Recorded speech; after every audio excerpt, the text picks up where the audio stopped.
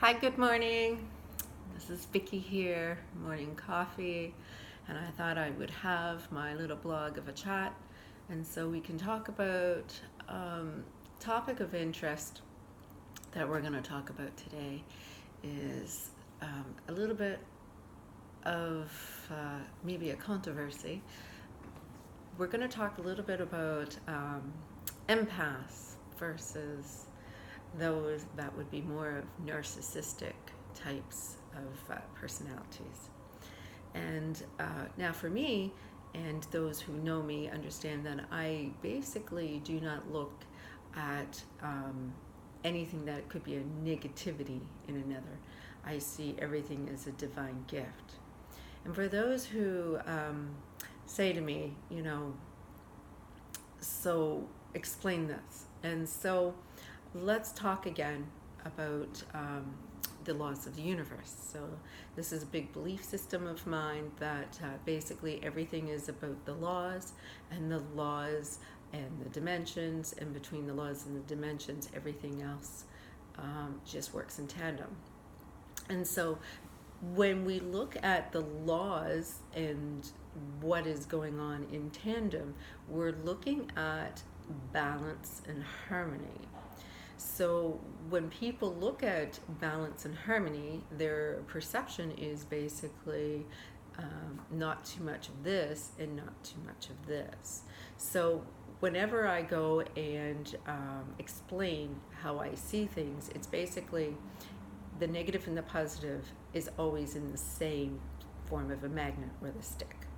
So if somebody is extreme empath, what would be the polar opposite? Would be this extreme narcissistic, psychopathic, sociopathic type of behavior.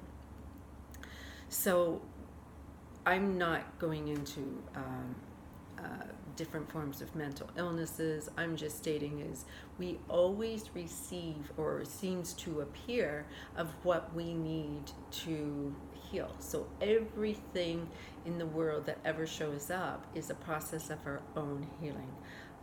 Whether it is a situation that we have to have less resistance to, or something that we have to notice to release. Many of us who have experienced a situation that was slightly traumatic or quite triggered would probably be not comfortable hearing any of this because of the fact of their own emotional response to this. However, let's just go into this a little bit of a lightly and just to see it at this perspective, and so if they can look back at their own circumstances and see if this is maybe why there was much more resistance or what much more involved that and why it was happening.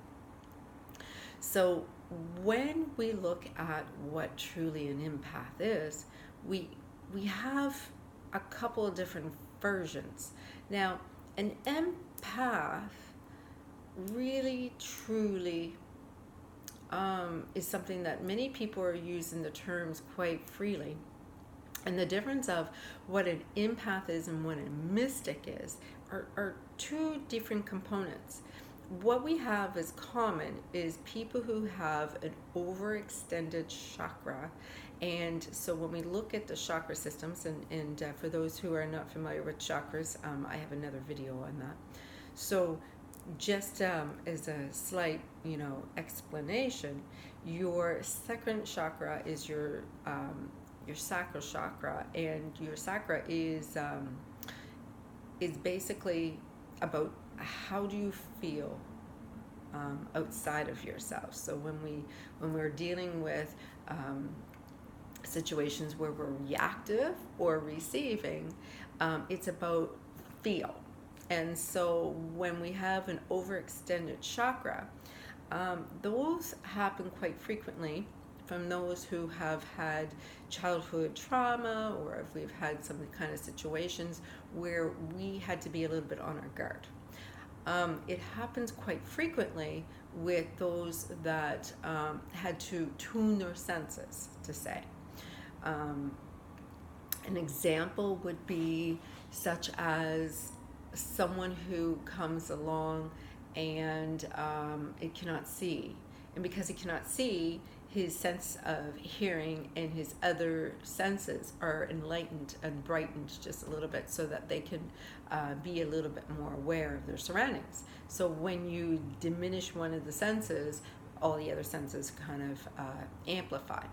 When you look at the chakra system, it's kind of the same thing where you have to overcompensate. So when there is an absence of security in the root chakra, there is an overabundance that happens in the sacral.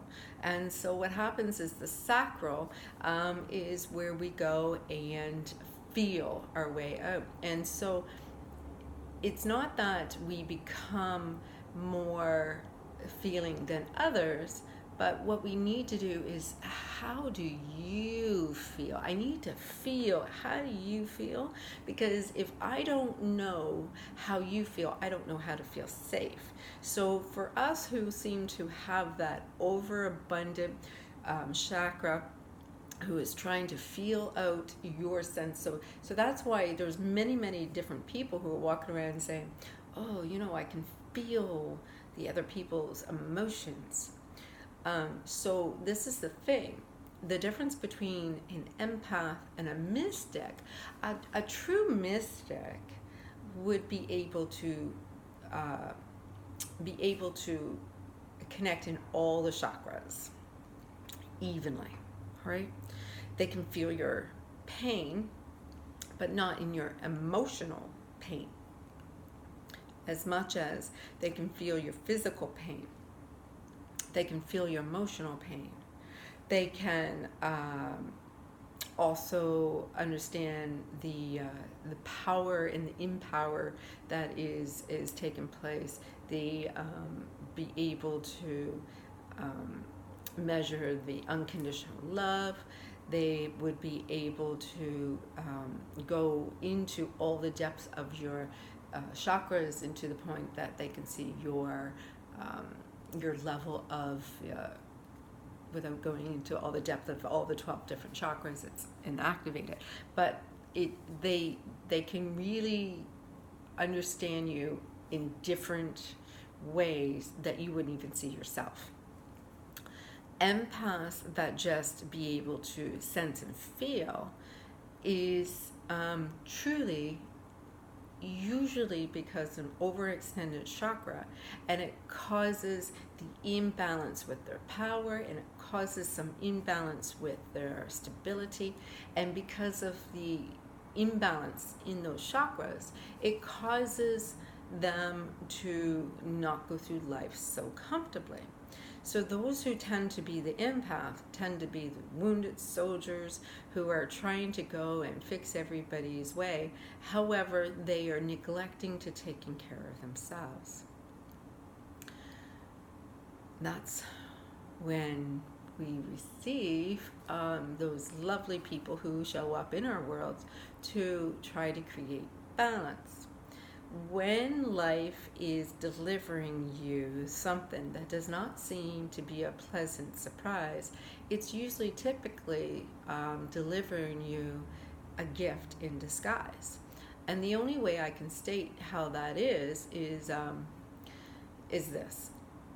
If you are a true, how can I say, overextended chakra, blocked root, and basically an absence of balance in the power and control,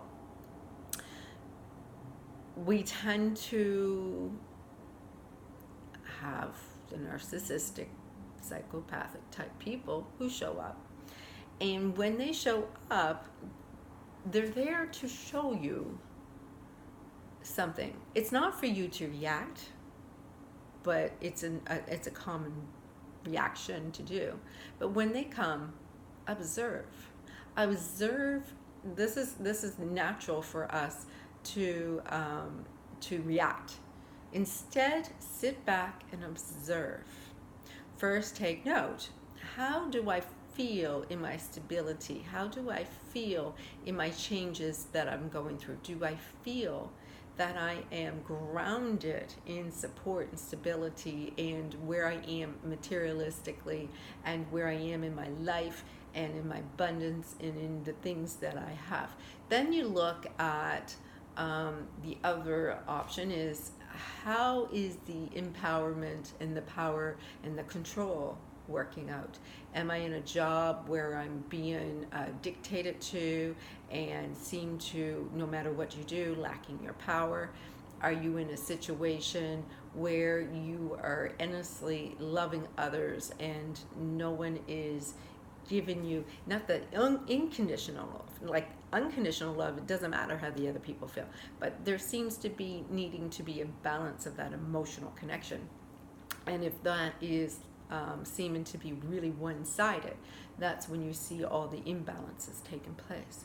So what happens is, when you have that, these people appear.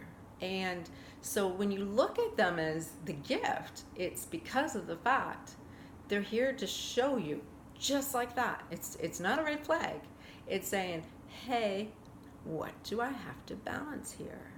You know, if you go and balance, you know, your sense of power and your sense of support, and you know that you are secure, and you know that you are safe, and you know that everything is working out perfectly, watch it all just disappear. Just watch it all fall away.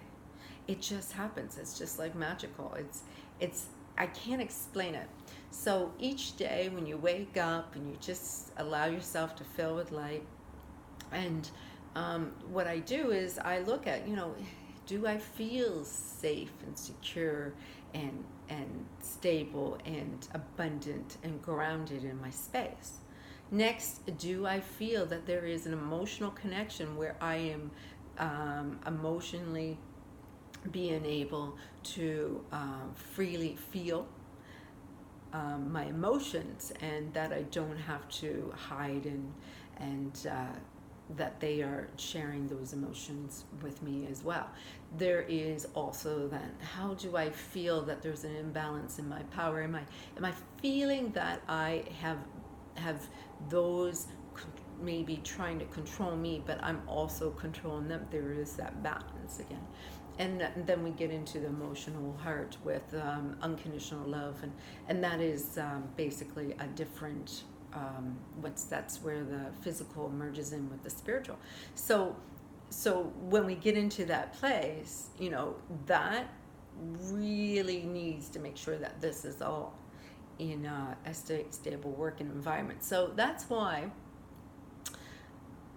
it's really, really important for you to be able to look at the situation, heal it within, and that within will mirror with outside in the situation. And so I'm not stating that we should ever try to take control of our lives in a physical way. What I'm stating is you'd be surprised at how many times that individuals would keep coming through that door that would be repeating the same circumstances over and over and over again. There's the girl who's always attracting the narcissistic boyfriend because of the fact that they're giving all their power and control away. They're also feeling unsafe, and always feeling like they have to also, this happens quite frequently with certain types of individuals. So embrace the people that walk in your path. Embrace what they are showing you. Embrace the fact that everything really truly is a mirror.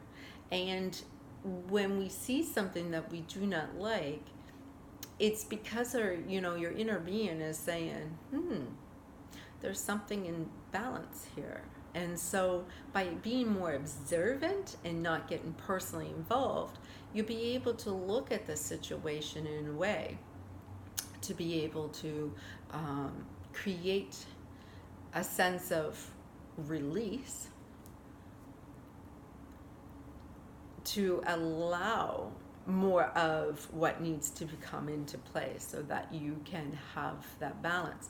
A lot of people think that that means release the person. So like I said, one comes through the door and you say, get out of my life, there will be another one walking through the door who would mirror very similar aspects if you did not heal the reason that they came in the first place.